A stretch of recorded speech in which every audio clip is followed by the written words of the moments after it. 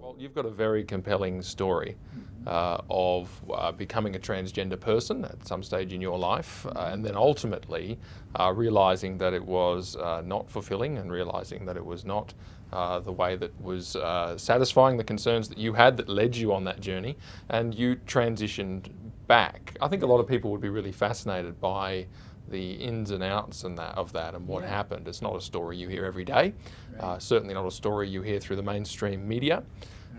Could you just give us a setting? I mean, what is your story? What happened?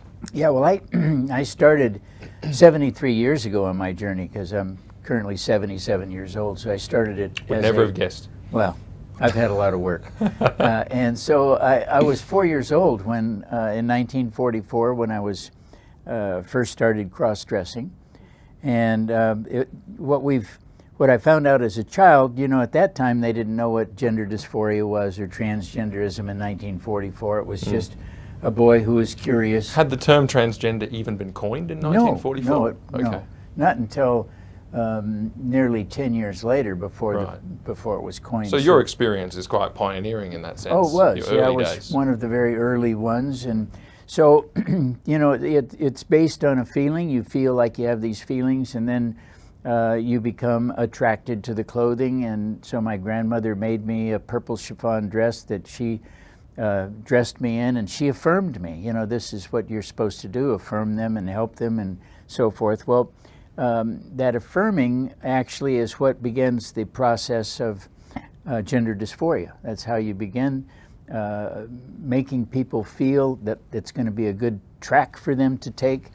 How old were you then? I was 4. Right, okay. And so for the next 2.5 years, I did this really at Grandma's house when she was babysitting me, so there was an early sort of grooming and indoctrination period of time where I began to develop these feelings, and as she affirmed me, you become more excited about who you are, and you think, oh wow, you know, this is the way I should be. And you begin to sort of think about it all the time. It becomes almost an obsession. So it fills your mind. It that does. Kind of dress, that kind of yes, way of being. you think about it because you know other people aren't doing it, so you have this sense of being special or different or whatever.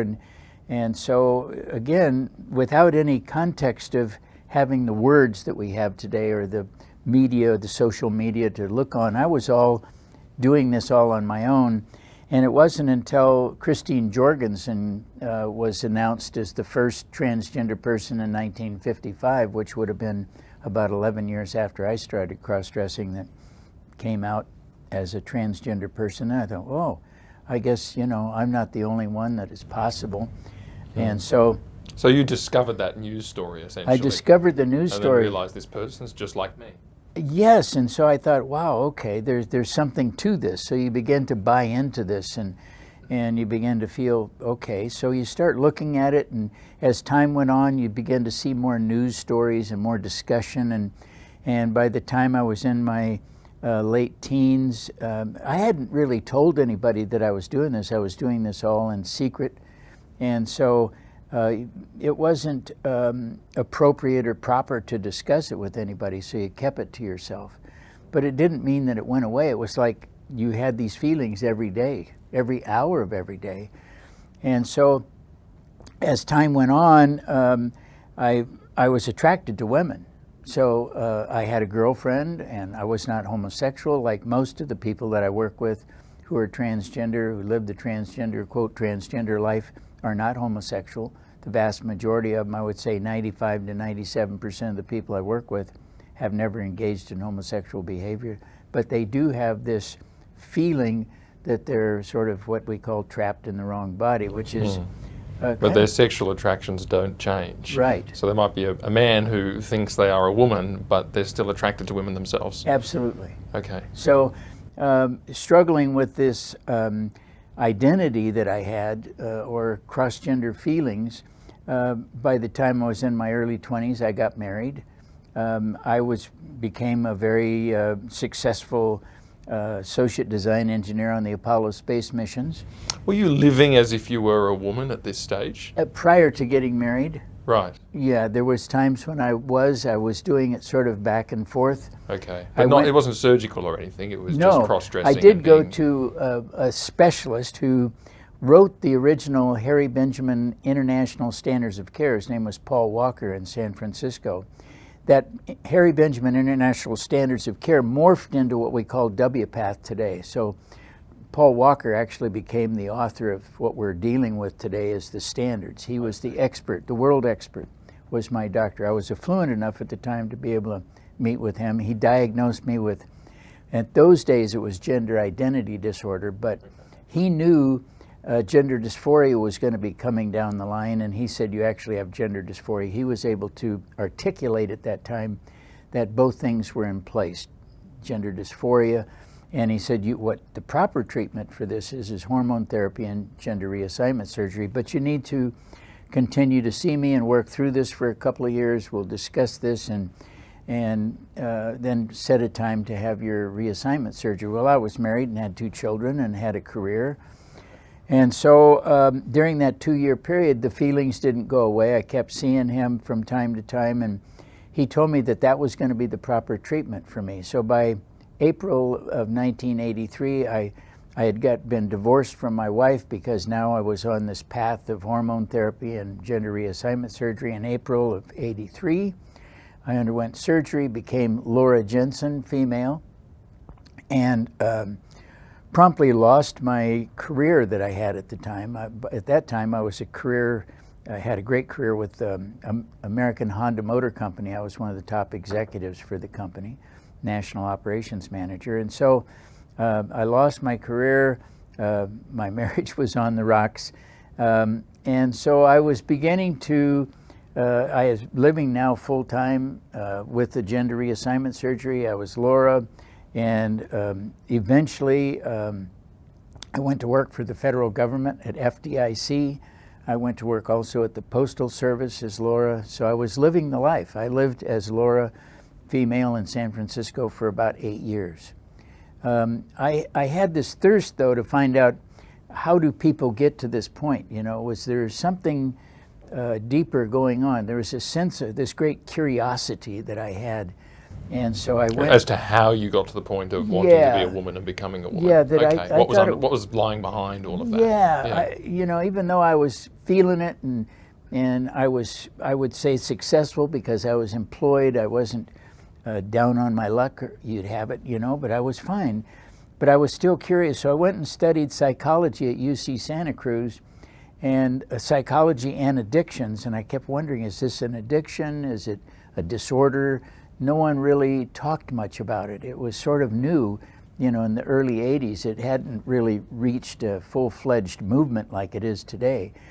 And so as I began to crack open the books and look, I began to find that there are many different disorders that are associated with people who have cross-gender identities. And these behaviors are kind of underpinned by dissociative disorder, or bipolar disorder, schizophrenia, depression, body dysmorphic disorder, which is one of them.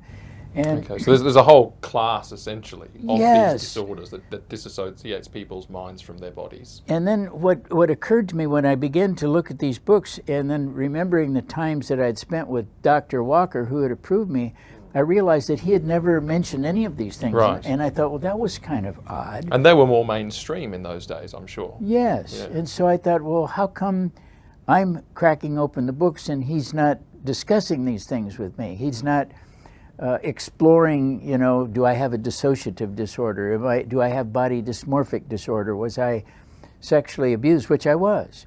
And so none of these things seemed to matter to him. The only thing that seemed to matter was getting you on this track of hormones and surgery, and that was the sort of fix-all for whatever you were dealing with your cross-gender feelings. Did you get much pushback? Because you had the doctor saying one thing, you had your grandmother who was affirming you socially earlier in your life. It seems that there was a period of time throughout your formative years and into your 20s where people were essentially sanctioning what you were doing and encouraging further. Was there much pushback in the other direction? No. Right. Yeah, no, there wasn't. And that's a very curious thing too. You know, people either, they never push back, but they would just sort of look at you odd and not want to talk to you again because they just thought it was Sure. too peculiar. Right. And So there was some evidence, even when you were a woman, that you were a transgender person to people who looked on. No, I didn't have that experience. And,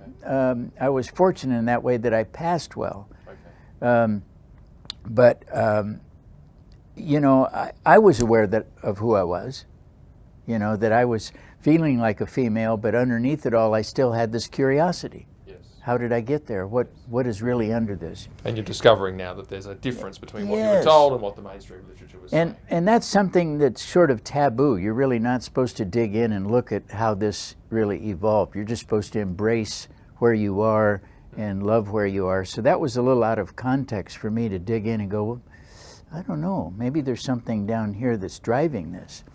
And so the more that I discovered this and the more that I looked into it, I realized that yes, there are many different disorders that drive people to behave in a way. It's not an identity, it's a behavior. And people will behave in a way that's a cross-gender behavior. And so when I looked at the many different disorders that are driving this behavior, I realized that nobody's treating them. They're just giving people who have these different disorders hormones and cutting body parts of them. Is that appropriate treatment? I ask myself.